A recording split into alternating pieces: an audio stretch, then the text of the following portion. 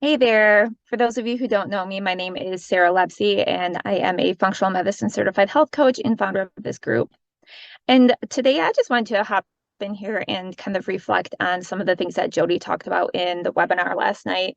If you missed the webinar, it's okay. We'll put out a replay as soon as it's available. I'll send that out via email and I'll post it in the group too. But I wanted to reflect on my experiences with this stuff because it took me a long time to get to the point where, well, first of all, where I could afford to work with a practitioner, but also, where I got to the point where I kind of, you know, um, let go of the fact that DIYing it wasn't doing it for me.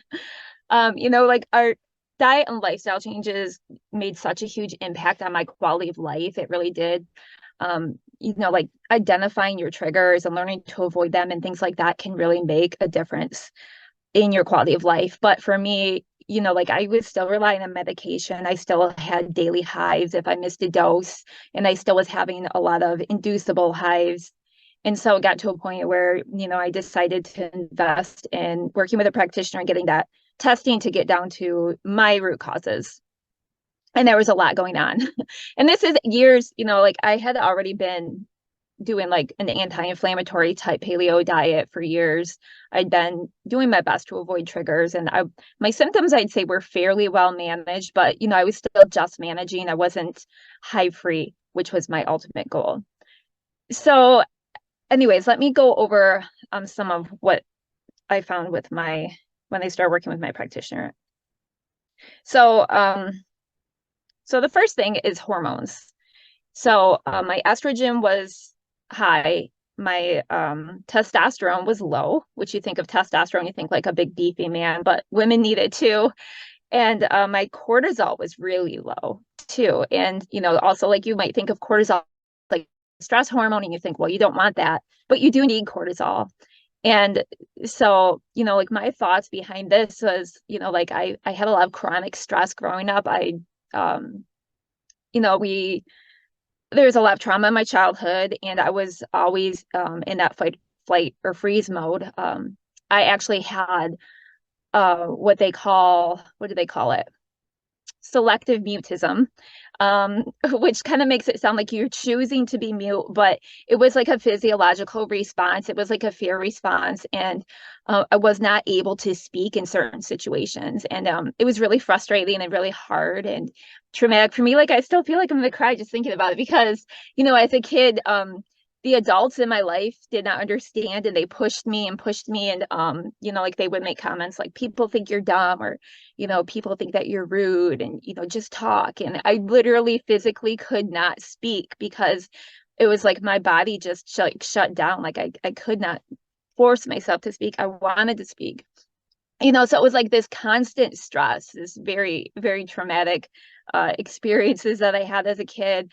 And like as a young kid too, like I remember having like some serious salt cravings, which can be a sign that your adrenal needs some support. So like I would put salt like in my chewing gum. I would just pour salt and chew on it, or I would put salt on ice cubes and suck on them. Like I always wanted salt. So I think that my adrenals were shot from a pretty young age. um so anyway, so that's where I think the stress comes in and lower my cortisol because eventually your body can't keep up.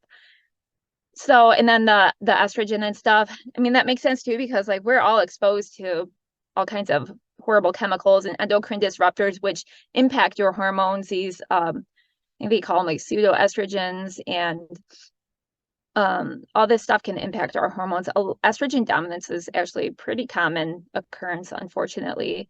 Um, there's all kinds of things that could have contributed to that. So, that was my hormones. And then let me see what else I wrote notes because I knew that I would forget. Oh, okay. And then my gut health. So I also had really horrible, like frequent chronic strep infections when I was a kid, and they didn't want to take my tonsils out for some reason. I don't know if it's because like, I don't know, we were on state insurance, but they didn't take my tonsils out till I was 17, and by the time they took them out, it was disgusting. I'm like, I was coughing up pieces of them. They were just rotting away because I had so many infections, but I was constantly on antibiotics as a kid. And that can damage your, like it's an antibiotic, so it's killing the bacteria, but it also kills good bacteria. And then when that happens, then, there's like opportunistic bacteria and they kind of take over. So it caused a lot of imbalances in my gut. And then also I had chronic joint pain from the time I was a teenager. So I took a lot of NSAID medications.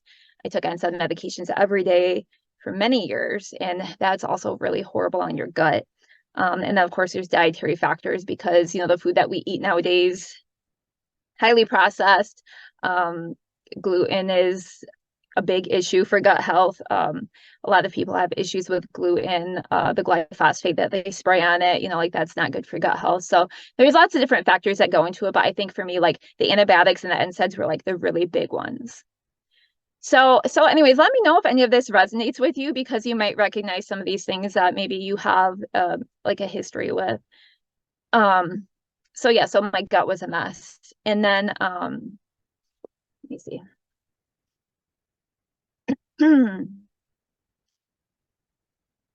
Oh, and mold. Mold was a huge issue for me, and I did not find this out, unfortunately, until I had already been working with my practitioner for a couple years, and I was not getting relief from my hives still. It was really frustrating. And I actually I had seen something that Beth O'Hara had done on MSL 360, and I was curious about mold. And I had been curious about mold for a while because like when I went to health coaching school, like they talked about it, but I kind of unfortunately, I'm not good at advocating for myself. And I think that's, kind of goes back to like the childhood trauma and the mutism and things like that. I have a really hard time speaking up for myself sometimes, but I guess I kind of made the assumption that if mold was suspected, or like they thought that mold might be an issue, that they would, approach the subject with me, which they didn't. It was never discussed. But had they asked me, I would have told them that growing up, we lived in poverty, and uh, our house was on a slab. There was no crawl space, no basement, and a pipe burst, and it was under the slab. So my dad could not DIY fix it, and he did not have the money for repairs. So unfortunately, that pipe happened to be on the other side of my bedroom, and it was the bathroom, or yeah, it was in the bathroom, but it was the bathtub pipe.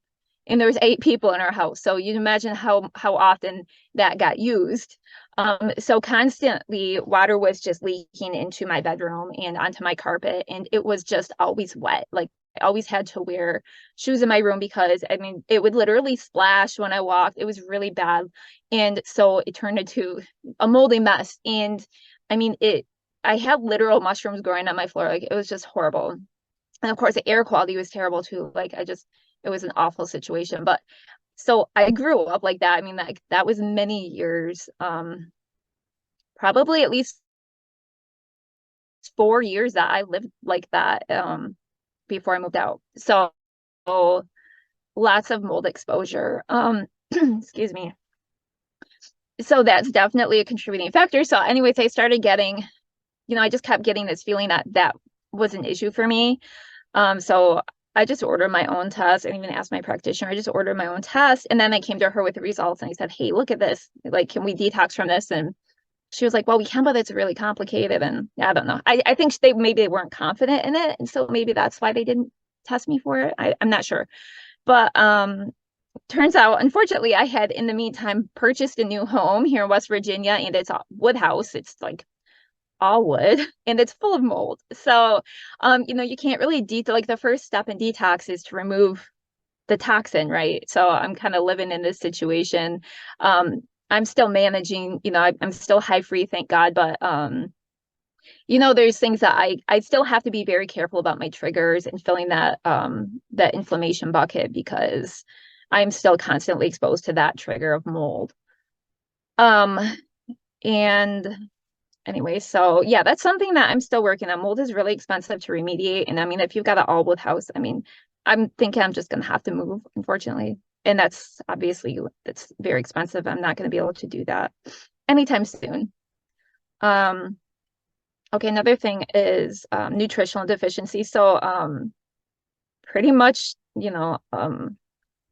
a lot of us, probably pretty much everyone, has nutritional deficiencies because, well, first of all, like our food isn't as nutritious as it used to be. And then also like we're eating a lot of these processed foods and like it's just not as nutritionally available to us. And then you add in the gut health, and so your gut's not absorbing food like it or the nutrients like it should. I also have like really horrible, I had like constant loose stools as like part of my histamine response, constant frequent loose stools. So like I'm just not absorbing nutrients correctly. So that's something to think about too. The two really big ones that pop out in my mind is iron and vitamin D. So definitely get those checked if you haven't.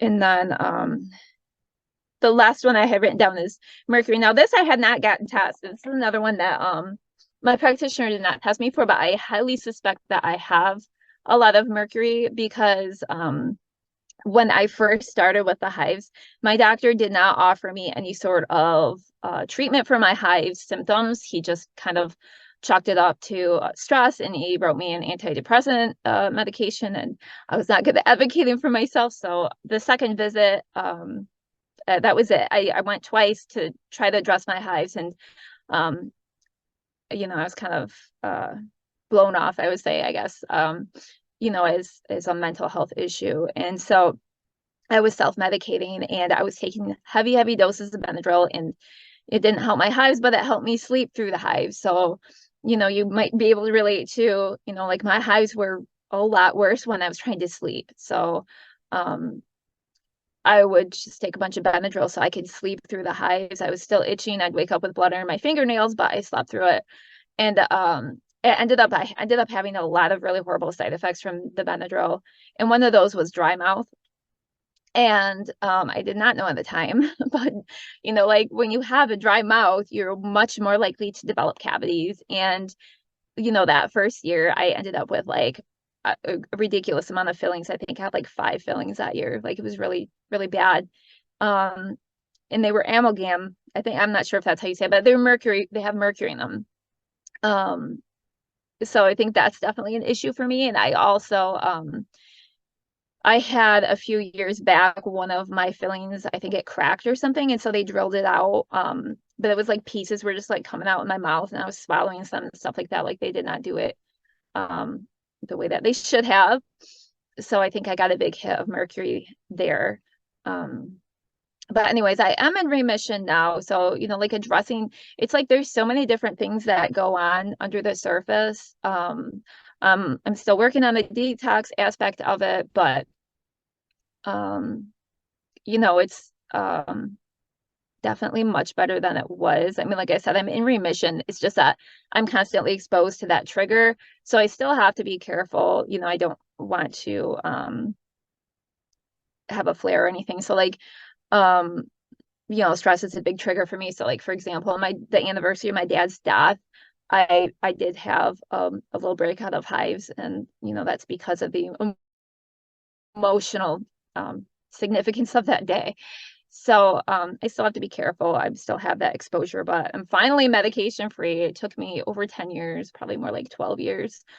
But I'm really happy to say that. And that's why I'm really excited to team up with Jody to create the Urticaria Blueprint program for you guys, because, I mean, like I said, like that diet and lifestyle changes, yes, fantastic. It helped my quality of life so much. I mean, I was in such a low place, when I started finally applying those changes, and it helped me so much. But, like for me, I had so much going on underneath that still was just a band-aid. And if I veered off track at all, I was right back to where I was in the beginning. So, it came to a point where I was tired of taking medication, and I, really wanted to just get to the bottom of what was going on. And so functional medicine helped me do that. But I'm not a practitioner. So, like I can't interpret labs and things like that. So I'm really excited to pair with Jody. And, we've got a team of functional medicine practitioners that are familiar with hives and treating hives, and what they know what to look for. They know what questions to ask. So like they wouldn't have missed that mold piece for me, which I think was huge. I mean, that would have made such a difference. And it would have saved me a ton of money and time, because now I'm stuck in a situation where I'm living in a moldy home, and I never would have even considered purchasing this house had I known that. But anyway, so I will post a replay as soon as it's available, if it's not up yet.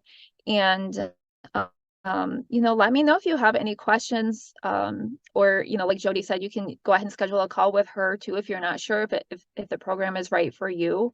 But for some of us, like we got to get to the root of the issue and fix that issue to get into a full remission. So, managing symptoms is great. Like, I'm all about quality of life, and I took medications for years. Like, I would never shame you for that at all. But it was always my goal to get off the medications and just get my life back. And functional medicine really helped me do that. So, anyways, let me know if any of that stuff resonated with you. Like, did you take a lot of antibiotics as a kid, or did you grow up in a moldy environment? Maybe you had mold in your place of employment at some point. So I don't know, just let me know if that's you, if you can relate to any of what I shared. And, like I said, feel free to ask me any questions. You can send me an email, you can private message me, or we can get on a call if you'd like to, if you're not sure if the program is right for you. So, okay, take care.